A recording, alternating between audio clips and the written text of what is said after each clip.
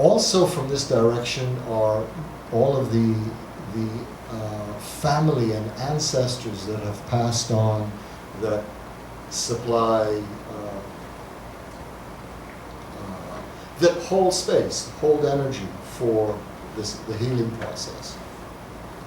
And then the fourth direction is the archetype is the eagle. And the eagle represents pure spirit, represents seeing things from a very high perspective. And so when the shaman, when you go in to see a shaman, the first thing they will do is open up the four directions, which creates a sacred space to work in. And so they will call in the archetype from the south, from the west, from the north, from the east, and then also they call on Pachamama, Mother Earth, to hold space. They also call in the heavens, the stars, the moon, asking again for holding a sacred space and an area that is inviolable in terms of not being invisible and not being an area where any sort of harm can come to you. So basically you are safe. And so once sacred space is open, the direction of the south, the medicine associated with that direction is a process called illumination. And what happens here is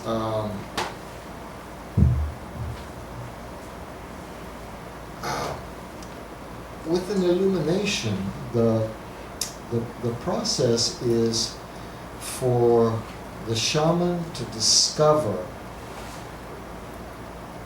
what is ailing in the auric field. Where in the energy field is there a problem? And so there are a number of ways of testing this. As time goes on, you become better and better at it to the point where you, in some cases, it's almost visible as soon as you walk in. But there are ways of testing. Kinesiology, which is strength testing, muscle testing, that is one way to do it. You basically you have the client who comes in, you test all 7 chakras to see which of the chakras are presenting a problem. Typically, you will work with the lowest of the chakras, that is, because you may have more than one that has a problem. But in this particular stage of healing, you're working with one chakra at a time. So what happens is you can either use a pendulum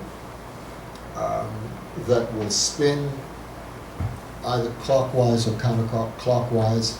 You can do muscle testing by just getting a base and then testing each chakra as you, with setting your intention for each chakra as you move one hand down in front of a person's body and test it as you go chakra by chakra. That is another indicator.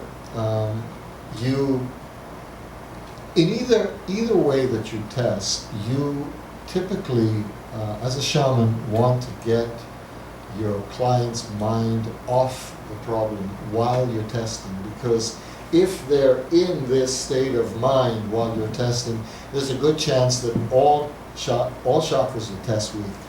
So you can distract them in a number of ways. You can talk to them about their day, you can ask them to count backwards from 100, anything you want, just as long as they're not thinking about what it is that is the problem that's presenting.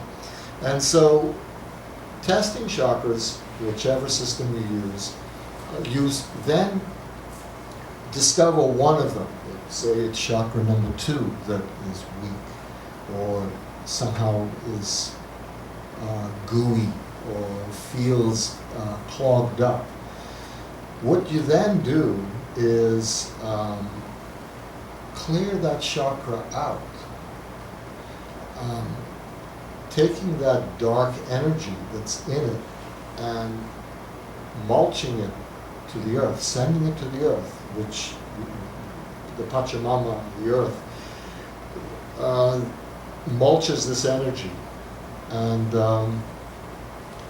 once the energy is cleared out, the shaman also have a second opening of sacred space from what is called the Viracocha. The Viracocha is an energy, they call it the 8th chakra. They believe it is a connection between the 7th and the divine. It's about a foot over your head, and it's like a ball of energy. It's pure white light that sits up here. And from here, they bring energy down into the chakra that is ailing, fill it with light, and then once it's brimming, packed full with white light, it's closed off. And you could test afterwards to see whether you've done a good job. You'll see that the chakra's spinning quite well now. Part of the process of this illumination, which actually we're going to do in the workshop tomorrow, anyone who wants to come along and do illuminations, we're going to be trying them out tomorrow. I think it's 12. Yeah. So the illumination work, as I said earlier, it's only good for a week or two. If you don't do anything different, you will be back with the same problem. So the homework that the shaman gives you typically is something like go out and build a mandala in the sand. Take flowers, take branches, take twigs, take stones, take anything you want, put it in the mandala, think about what they represent.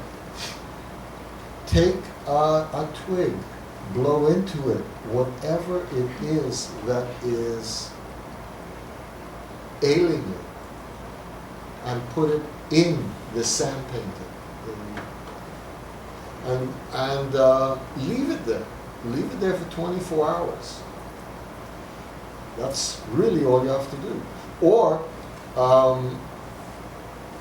the shaman may tell you, okay, go home,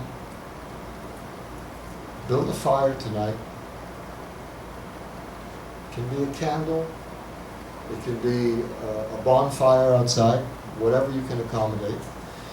Again, take a stick, blow into it with intention, whatever it is that you're feeling, that you, all the things that you wish to let go of, and put it in the fire. If you think of something else after you've put the first stick in the fire, pick up another stick and blow that into it. And what happens is, for some reason, a big shift starts to take place. And it doesn't, there's no logical reason for it. There's no way to explain it in science, but a huge shift starts to take place. And through this release process, releasing this energy to the universe, the problem goes away. And it's incredible that it can have It can have physical manifestations that disappear. It can have mental it was manifesting mentally, and that disappears. It's incredible how powerful this work can be. And so that is the work of the South, the illumination. And what happens is if you've got multiple chakras with different problems, you work on one at a time. The client, you ask the client to come back in a few days and you work on another one until the entire auric field is spinning smoothly and the energy is clean. So that is the south direction. The second direction that we learn as part of this training is the west. And as I said, in the west you learn tracking. And tracking is it's a wonderful process in the sense that it can be done in a number of ways, but you will start, with practice, you will start to just pick up things that for no reason at all. You will start to see things that your client is some vibrational energy that is giving off. So